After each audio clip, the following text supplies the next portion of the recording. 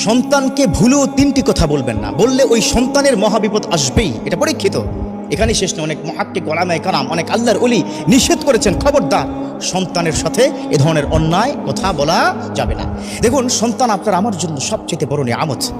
আমার বিশ্বনবী তিনি বলেছেন, ইযা মাতাল ইনসান ইনকাতা আনহু আমালুহু ইল্লা মিন থালাত ওয়ালাদুন সালিহুন ইয়াদউ লাহু। যখন দুনিয়া ছেড়ে কোনো মানুষ চলে যায়, তখন ওই সন্তানটা ছাড়া তার আর কিচ্ছু থাকে না। তিনটা জিনিস জীবিত থাকে, তিনটা জিনিস চলমান থাকে। এক নম্বর হচ্ছে নেককার সন্তান, যে সন্তান তার জন্য দোয়া করবে। তো সেই সন্তানকে আপনি তিনটা কথা বলে তার কপালে মহাবিপদ ডেকে আনবেন, এটা কি হয়? একজন মা এত কষ্ট করে সন্তানটাকে পেটে ধারণ করেছে, আহা, এত কষ্ট করে সন্তানকে বড় করেছে, কত রাত ঘুমান নাই, কত রাত খান নাই। সেই সন্তানকে যদি আপনি তিনটি কথা বলেন, সেই সন্তান পর্যায়ক্রমে ধীরে ধীরে সে ধ্বংসের দিকে নিপতিত হয়ে যাবে, মহাবিপদ আসবেই আসবে। আল্লাহ আমাদের হেফাজত করুক। এক নম্বর কথা, সন্তানকে ভুলেও লানত দিবেন না। আমাদের মা বোনদের কিন্তু এই স্বভাবটা আছে। আজকে থেকে আপনারা গিয়া মা বোনদেরকে বুঝাবেন, খবরদার এগুলা করবে না। হুজুর বলেছে নিশ্চিত তার কপালে মহাবিপদ আসবে। কারণ রেদার রব্বি ফি রেদাল ওয়ালিদ, সাখাতার রব্বি ফি সাখাতাল ওয়ালিদ। আমার বিশ্বনবী তিনি কি বলে দিয়েছেন, পিতামাতার সন্তুষ্টিই হচ্ছে আল্লাহর সন্তুষ্টি, আর পিতামাতার অসন্তুষ্টি হচ্ছে আল্লাহর সন্তুষ্টি।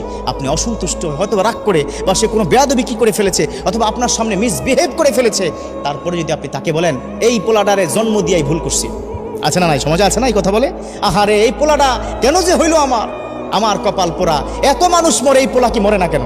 নাউজুবিল্লাহ, একটা কথা বলে ফেলেছেন, আল্লাহ পর্যন্ত কিন্তু পৌঁছে যাবে। সারা জীবন কান্না করবেন, কাজ হবে না।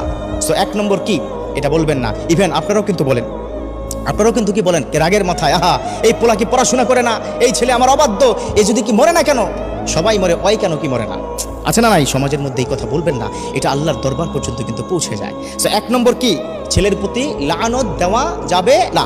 দুই নম্বর কাজটা কিন্তু আমরা অনেক বেশি পরিমাণে করি। এই দুই নম্বর কাজটি করার কারণে আমার সন্তানটা নষ্ট হচ্ছে, সেটা হচ্ছে সন্তানের সামনে মিথ্যা বলবেন না, বা তাকে মিথ্যা শিখাবেন না। একটা ছোট্ট উদাহরণ দিই, তখন আপনারা ক্লিয়ার হয়ে যাবেন। মানে বাবার কাছ থেকে তার কোনো আঙ্কেল টাকা পাবে, অর্থাৎ বাবার বন্ধু টাকা পাবে। তো টাকা পাওয়ার কারণে প্রায় তাকে ফোন করে, ফোন কি ধরে না, মাঝে মধ্যে কি বাড়িতে আসে। তো একদিন বাড়িতে এসে বলো, বন্ধু তুমি কি আছো বাড়িতে, আমার কি টাকাটা আজকে 3 বছর ধরে তুমি কি ঘোরাচ্ছ, কি দিচ্ছ না?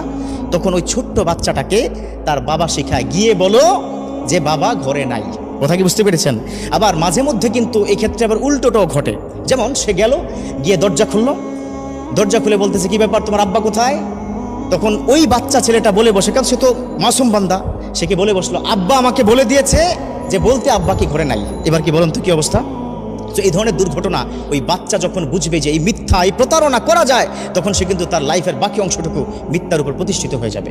একবার ওই সন্তানের সামনে যদি আপনি একবার মিথ্যা বলতে পারেন, আর মিথ্যাটা যদি আপনি সত্য মনে করে বলেন, তাহলে তার কপালে মহা বিপদ আসবে, কারণ এই সন্তানটা বিপথে যেতে দেরি হবে না।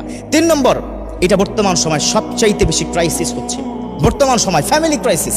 সেটা হচ্ছে হাজব্যান্ড এবং কি ওয়াইফের মধ্যে যখন ঝগড়া হয়, সেই ঝগড়াটা কখনোই আপনার সন্তানের সামনে করবেন না।